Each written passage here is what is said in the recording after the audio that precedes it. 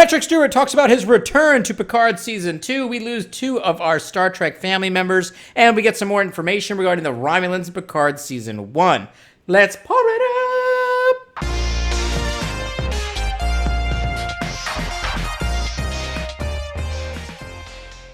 Okay, so I'm going to share my feelings regarding the loss of Aron Eisenberg and Jack Donner at the end of this video, so if you guys want to hear about that, go ahead and click towards the end, or just wait till we get to that point.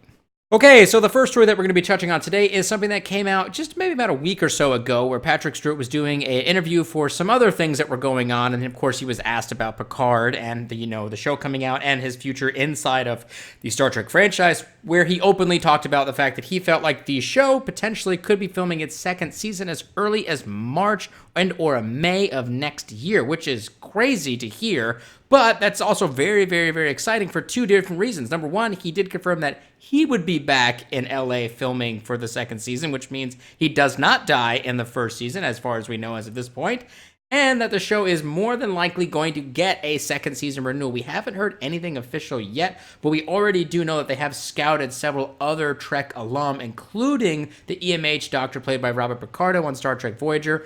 And we also know that they potentially may not have all of the TNG cast members back for season 1 of Picard, so they may be trying to push them off into the second season. So it definitely seems like more than likely we are going to get a second season of Picard, and that Patrick Stewart is going to be in it, which is just fantastic news. The next story I want to talk about is a few pictures that were posted up on Instagram by one of the extras/actors from Picard Season 2 that was apparently going to be playing a Romulan in the background area there. Now, these photos aren't particularly interesting because we've already seen the Romulans inside of the Picard teaser trailer. The one thing that I thought was quite interesting was, one, this ear-looking prosthetic here looks obviously substantially different than what we've seen from the Romulans in previous, kind of Trek iterations. In fact, it looks much more akin to what we saw in the original series Romulans, which almost looked identical to Vulcans, which obviously over time kind of changed the way that they looked, but now it looks like they're going back to that look, which is kind of a bold choice. I don't know if that's intentional, if they're going to be doing some kind of thing where these are now hybrid Romulans because they've started to breed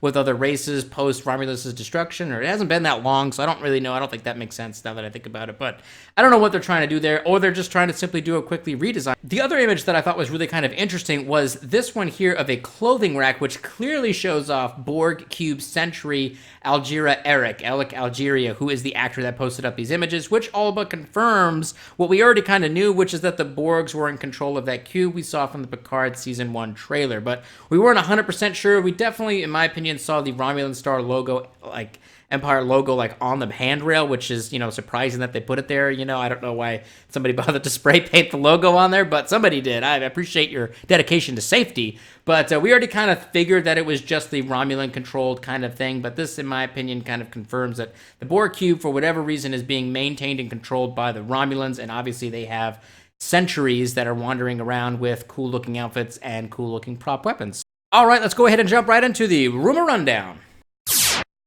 All right, so we do have a few rumors, but they're all kind of the same rumor, focused specifically on the Anas Abdin lawsuit, which is kind of broken out a little bit, but they're all focused on the Anas Abdin lawsuit with CBS. Now, for those of you who may not be aware, it's the whole lawsuit where Anas Abdin, a independent video game creator, felt like his ideas for his video game were stolen and used for Star Trek Discovery Season 1, specifically tardigrade and the whole spore drive capability of space travel. And I got a whole other video about that. Go watch that. I'm not going to get into that here. But the theories and rumors that are kind of surrounding that is, that the whole reason that Anas lost the lawsuit is that CBS is paying off the judge, literally some kind of mob payment.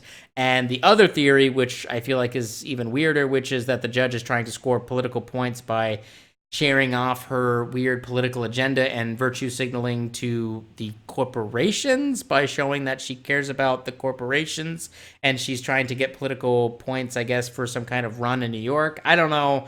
That's a really weird thing to me. I think these theories are kind of getting a little bit more far-fetched as we go on. I don't think that CBS bought the judge. I think that ultimately the case was difficult to prove, and he was unable to prove it. I've already shared my thoughts in the other video, but I wanted to get those rumors out there that I have seen them. Some of you guys have sent me that stuff, but I have seen them, and I don't really have anything really to add to it other than just I don't know. I don't think that she's, getting paid off, and I don't think CBS is running a mafia-like payoff system. But I could be wrong. They could be the mob. I don't know. All right, let's go ahead and jump right into the Trek trivia question of the week. Okay, so last week's trivia question, I feel like got kind of drowned out with the messages from the episode there.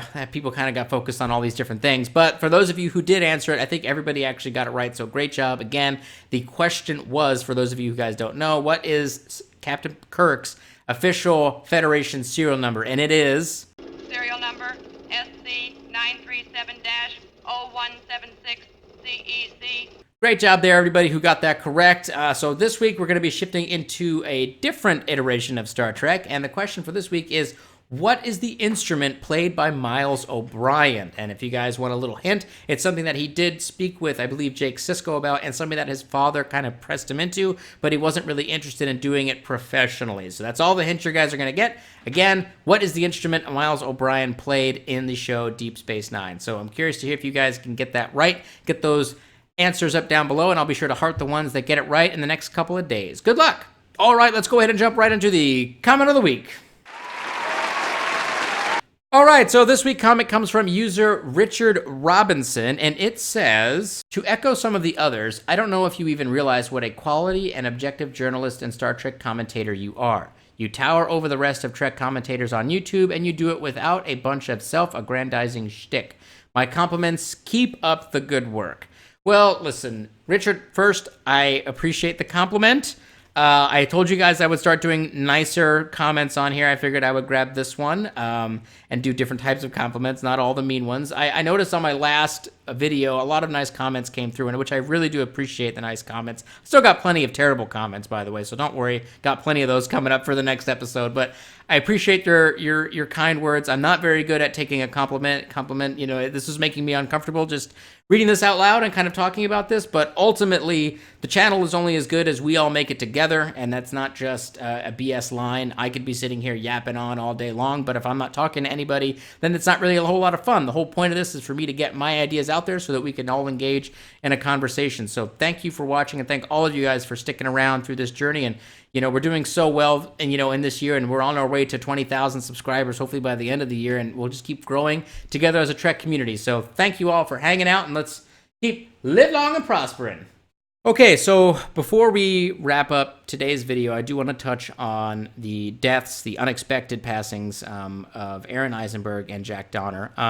Jack Donner, I didn't really know too much. I do know that he was in the TOS episode, The Enterprise Incident, and then I believe he was also in 2 episodes of Enterprise where he played a Vulcan, which is kind of interesting because he played one of the original Romulans, kind of spearheading the Romulan culture of those few episodes of TOS that had Romulans in there.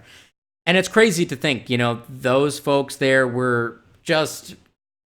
they were trailblazing. Those folks there, they were trailblazing. They didn't know what they were doing. They said, put this silly hat on, put these yours on, get out there, and you're a Romulan. Just get out there and make this happen. And those folks probably had no idea that 50 plus years later, we would still be caring about this performance that he probably filmed in a few days, and we still care about it. So, that level of just ingenuity and excitement to bring something new to the screen, and that creativity is just something I feel like we kind of miss sometimes, and we don't really appreciate as much from a consumer's perspective, from an actor. So I appreciate everything that Jack Donner did for the Star Trek franchise. And and speaking of that, sliding into Aron Eisenberg, I remember when I first watched Deep Space Nine, and I was a bit younger than I am now, but I remember watching it and just hating the character of Nog. Don't get mad at me for saying that, but I hated it. I hated him and I hated Jake. I wasn't interested. I was coming off the heels of watching The Next Generation, where I dealt with Wesley, and I was not interested in another character that was kind of around the same age that I was when I was watching the show, initially at least, and I wasn't interested, didn't like it. And also, he was playing a Ferengi, which was a race at the time. Now it's like part of Trek alum, but at the time, the Ferengi weren't really that important to this Trek franchise as a whole. It's kind of hard to think about, but now, there's such a staple of Trek, but back then it really wasn't that big of a thing. So not only was I not interested in the younger character, but I also wasn't interested in the race he was playing. So Aron Eisenberg had a huge, just an enormous task, a monumental task ahead of him for me as a fan to win me over and get me to appreciate not only this race, but also this character. And I think that the work that he did as an actor really elevated that character that could have easily fallen by the wayside, especially and even potentially getting outshined by the other Ferengi characters, because they actually hired some fantastic actors as a crew to bring the Ferengi kind of to life in that show, which is where they really came to life, in my opinion. They really flourished the most in Deep Space Nine, and he could have easily gotten drowned out, but they didn't. I think they worked together, and I think he really stepped his game up. And ultimately, at the end, I really loved Nog's character. I thought it was great, and I liked Jake's character because they did different things with him that they weren't doing with, a character like Wesley, for instance. But not comparing them, but it's just how I was experiencing them as a fan. And by the end of it, I loved it. And you could have the best dialogue in the world, as a writer, and the best, cinematography as a director. But if your actor, who's the mouthpiece and the visual storytelling device, the audio and visual storytelling device of your film, if they suck, then it doesn't matter. And Aron Eisenberg, in my opinion, didn't suck. And that's why his character slowly grew on me. I don't know about the rest of you guys and gals, but it slowly grew on me. And then towards the end was a character that I identified with as someone who was really going through a struggle. And that it wasn't just the Ferengi character. He was just the character of Nog. I don't know if that really makes sense. Like, it transcended just him being Nog, him being a Ferengi and became just Nog. Like, it was transcendent a little bit in that regard. So I think that for me it was rather unexpected, and it really kind of hit home. I couldn't believe it. I couldn't believe it when I saw the news, and I had to take it back. I had to actually go and check it out and do some research, because I thought this may have been one of those hoax situations. But unfortunately for neither Jack Donner nor Aron Eisenberg, these were hoax situations or false reporting on the internet. These were true stories. And obviously, my thoughts are with the family and friends and fellow Trekkies and really everybody who was touched by the lives of these two great actors and great influencers within our lives here. My thoughts are with all of you, and it's very sad to hear. And I know for Aron, he had a GoFundMe set up very briefly to cover his funeral costs, and I believe that the Star Trek fan community got together, and I think we donated almost double the amount that was needed in a very short period of time. So congratulations to everybody about that. I didn't even get a chance to donate or share out the link at the time because it happened so quickly. I was like, I went to bed and then I woke up and then it was already over because they had closed the donations piece because it happened so fast. So great job, everybody there. I'm super proud of all of us there. And if there's any other GoFundMes that are linked to either one of these guys, I will get those shared out as well. Anyways, guys and gals, that wraps up today's show. I know that was a little somber there at the end, but let's try to go ahead and recap some of the stories. Again, we do have Patrick Stewart confirming that he most likely will be back for a season 2 of Picard, and it could be filming as early as the first half of next year, as early as March or May, which is so exciting. And then we also have the whole situation with the Romulan kind of century outfit. Do you think that pretty much confirms that those Romulans are running the show on that Borg Cube? I'm curious to hear what you guys think about that. And I'm curious to hear what you guys think about Picard coming back for a second season. Do you think this removes all the rumors surrounding Picard/Patrick Stewart dying in the first season? Or do you think that they may be trying to pull some kind of a fast one on us? I'm curious to hear what all of you guys and gals think about that. Throw those ideas up down below and we'll get the conversation started. Live long and prosper, my Trekkies!